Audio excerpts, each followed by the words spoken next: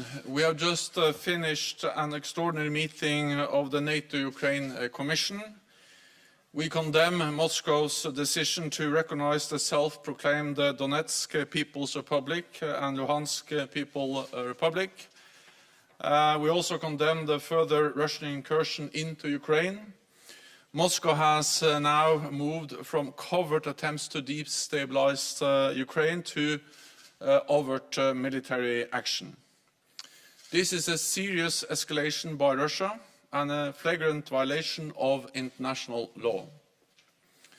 It further undermines Ukraine's sovereignty and territorial integrity.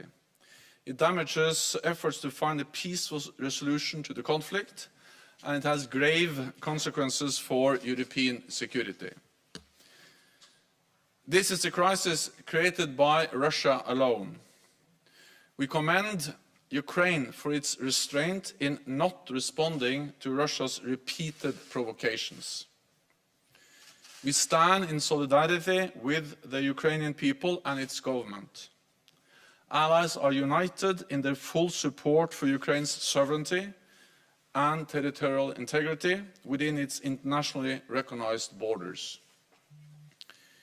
We will continue to provide Ukraine with strong political support, and allies are providing equipment to help Ukraine defend itself, as well as sustained financial support.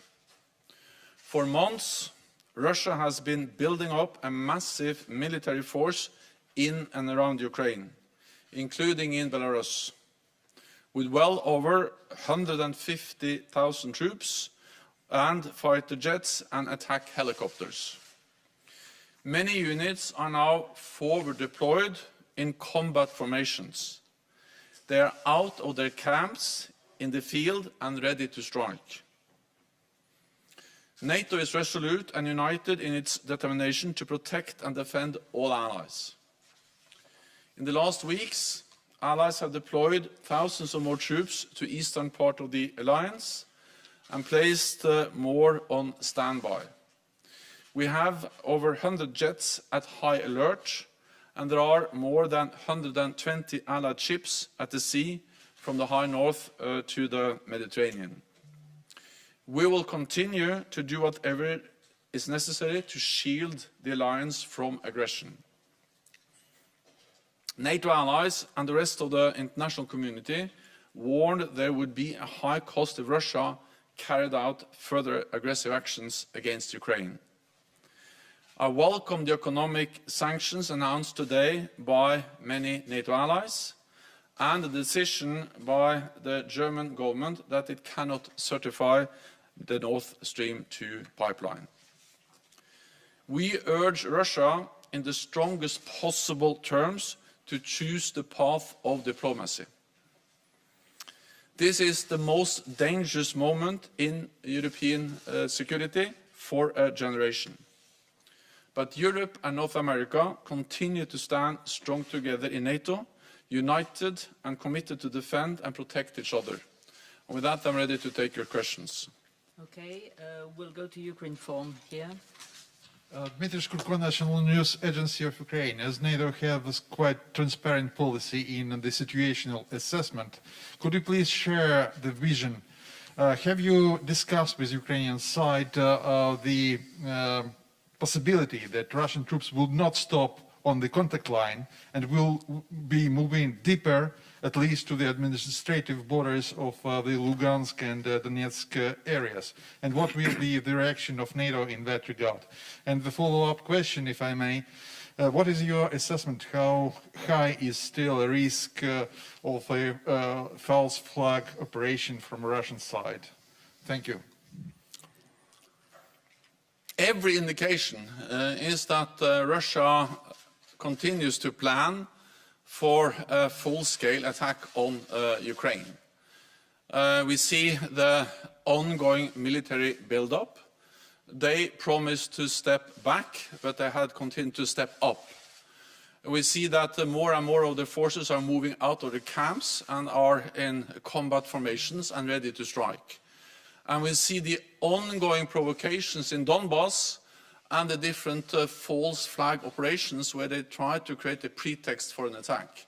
And then, of course, we saw last night that further Russian troops moved into Donbass, into parts of Donetsk and Luhansk. And then we have the threatening rhetoric, which was actually confirmed in the speech of President Putin yesterday. At the same time, it's never too late. It's never too late to not attack. And that's the reason why we continue to call on Russia to step back, to de-escalate, and to engage in good faith in diplomatic efforts to find a political solution. If Russia decides once again to use force against Ukraine, there will be even stronger sanctions, even a higher price to pay. Allies continue to provide support to Ukraine. And in the meeting with Ukraine today, many allies pledged continued support, financial support, military support, and also NATO provides critical support to help Ukraine strengthen its cyber defenses. And of course, NATO's main responsibility is to make sure that there is no aggression against any NATO allied countries. So we have already increased our presence in the eastern part of the alliance, and we're ready to further increase our presence in the eastern part of the alliance if necessary. Associated Press.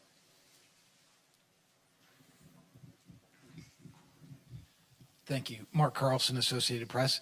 Do you consider Russia's latest movements an invasion of Ukraine? I think we have to recall that Russia has already invaded Ukraine. They invaded Ukraine back in 2014. They annexed the part of Ukraine, Crimea, and since 2014 there have been Russian military units, forces in Donbass, in Donetsk and Luhansk. So what we see now is that a country which is already invaded is suffering further invasion. And with more Russian military presence. And this is, of course, even more serious because this comes on top of the recognition of these so-called People's Republics in Donetsk and Luhansk. So what we see is further invasion of a country which is already invaded. We'll now go online to Greg Palkett from Fox News. Thanks very much, Juana, and thank you, Secretary General. I really have to be precise about this because there's been a bit of confusion. You say last night further Russian troops entered the Donbass. Do you have evidence that Russian troops, vehicles, men, gear have moved from Russian territory into, well, it's really Ukrainian territory, but it's the occupied Donbass? Do you have evidence of that? And if so, that is an invasion, correct? And if so, have you changed your posture at all? But specifically about that point, do you have evidence that new Russian troops have moved from Russia into the Donbass, that is the occupied territory of Ukraine? Yes, and I think again we have to understand that Russia has been in Donbass for many years, since 2014. But that has been in a covert operation where they have denied their presence. But the so-called separatist has been controlled by and supported by Russian troops, Russian special operation personnel for many, many years. So Russia has been present in different covert operations in Donetsk and Luhansk for many, many years. What we see now is additional Russian forces and troops moving in. This makes the whole situation even more serious. This is a step change. And then this is combined with the recognition of these territories, which are inside the international recognized borders of Ukraine as independent states. So this is adding fuel. This is making it more dangerous and more serious. And then on top of that, we also see the continued Russian military buildup and preparation for a larger scale attack on Ukraine. Okay, we'll go to Nicolas Barotte from Le Figaro.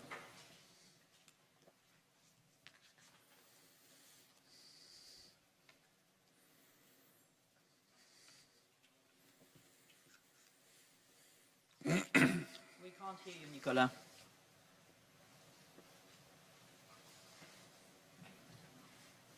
You'll need to unmute yourself. Do you hear me?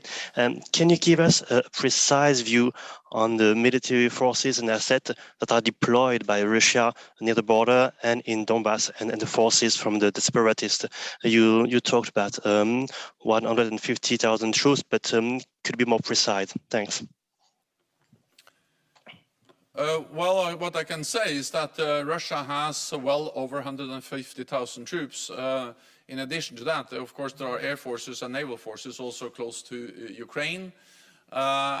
These forces are partly inside Ukraine already, in Crimea and in Donbass, and partly close to Ukraine's borders, both in the east, but also in the south, and also in the north, partly in Russia and partly in Belarus.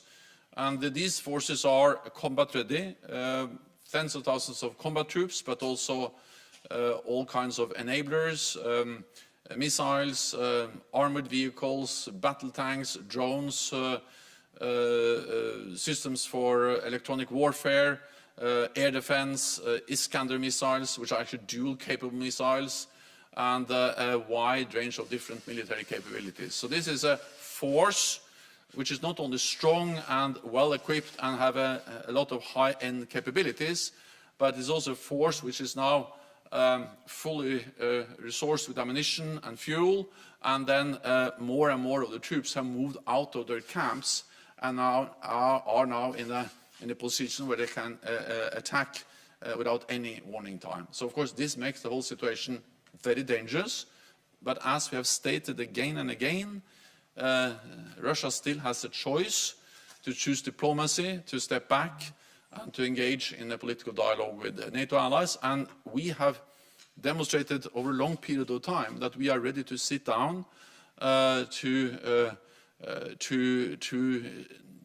talk to Russia in good faith on issues which also matters for their security, arms control, transparency, and many other issues. We'll go to Terry Schultz from National Public Radio. Hi, thank you very much for taking our remote questions.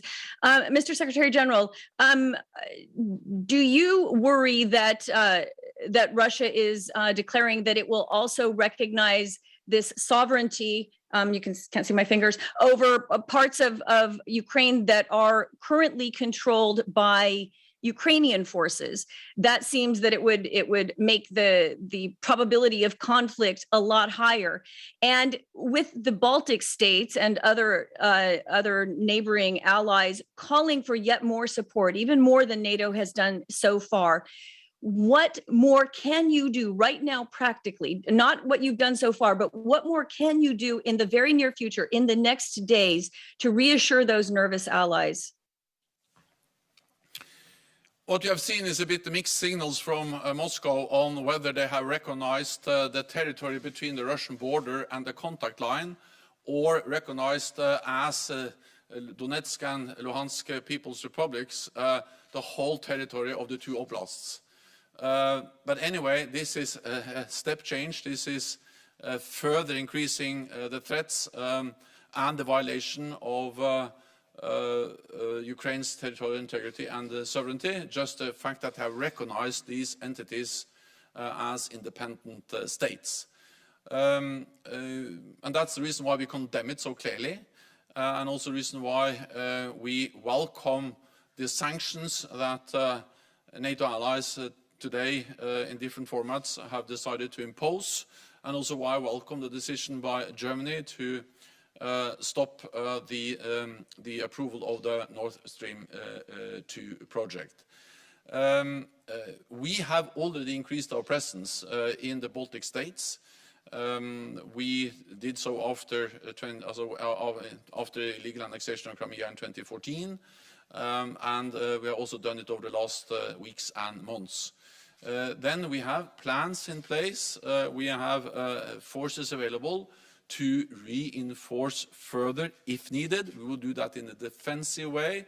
Our purpose is to prevent the conflict, is to reassure allies, and of course NATO's core responsibility is to make sure that there is no room for any miscalculation about our commitment to protect and defend allies, and by that also prevent any attack on any allied country. For the next question, we'll go to Jeff Shogo from Task and Purpose. Thank you. Mr. Secretary General, has the NATO response force been activated? If so, how many troops are deploying to Europe? Thank you. The NATO response force has been put on higher readiness. We did that several weeks ago, but it has not been deployed. What we have deployed are other units from NATO allied countries. The United States has deployed troops and forces in Europe. I met some of them in Romania a few days ago. Germany has deployed more troops to Lithuania. The United Kingdom has doubled its presence in Estonia with a battle group there, and other allies, including Spain, the Netherlands, Denmark, and many others, have decided to send in troops, ships, and planes to reinforce our presence. And France has also made it clear that they are ready to lead a battle group in Romania. So far, we have increased the readiness of the NATO response force, but we have not deployed the NATO response force. Thank you. For the next question, we'll go to Ketevan Kardava from eudebates.tv.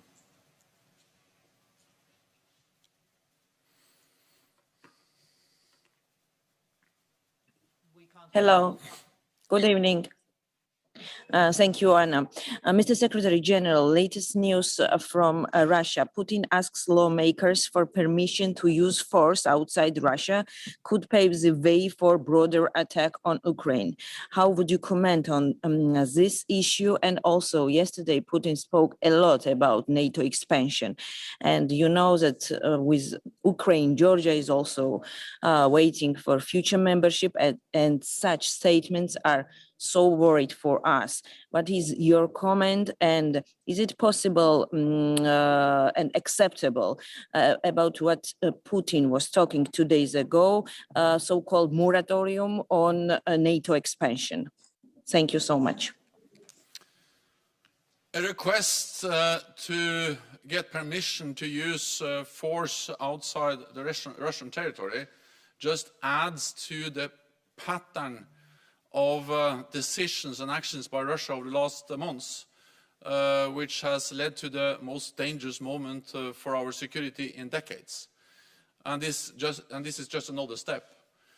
I think we have to recall that actually NATO and NATO allies warned this fall that we saw a military build-up by Russia and plans to reach a level of Russian forces in and around Ukraine, which is very much where we are today. So this is something that has been predicted many months ago, and then Russia has done what we expected and what we warned against. They have significantly increased their military presence in and around Ukraine. And then combined with the rhetorics and all the false flag operations, the attempts to create a pretext, and now yesterday the recognition of the People's Republics of Donetsk and Luhansk, all of that adds into this pattern of threatening and aggressive behavior, and any permission to use force outside the Russian territory just adds to that pattern. Fundamentally, it doesn't change our message, and that is that we continue to call on Russia to step back, not to continue to step up, as we've seen over the last weeks, but also that they engage in real diplomatic efforts.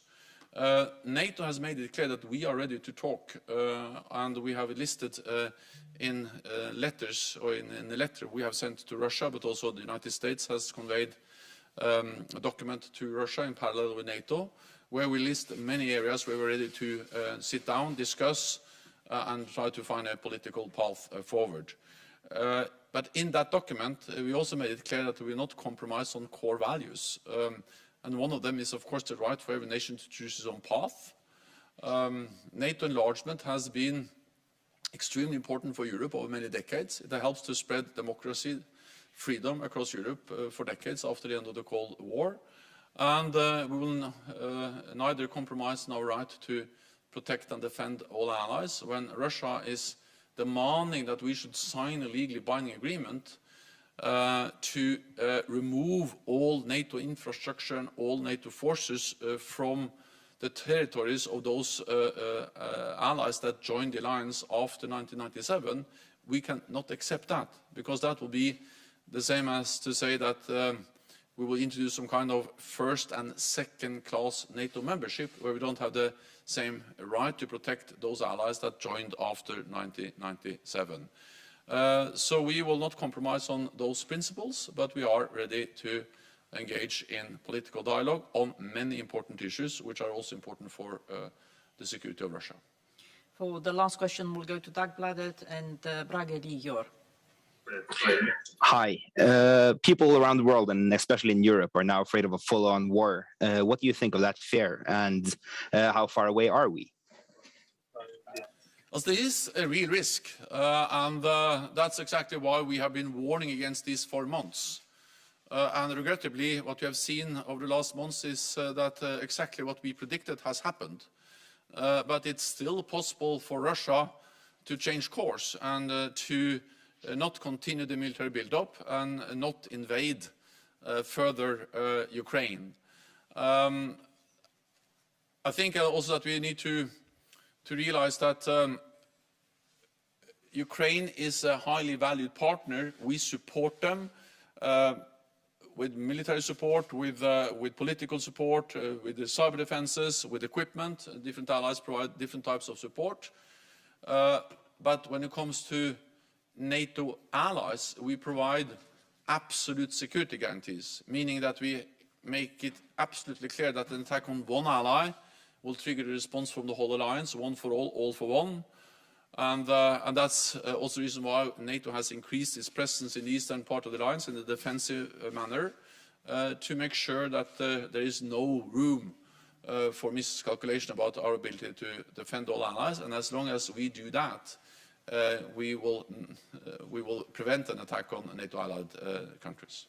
Thank you very much. This concludes this press conference. Thank you. Thank you.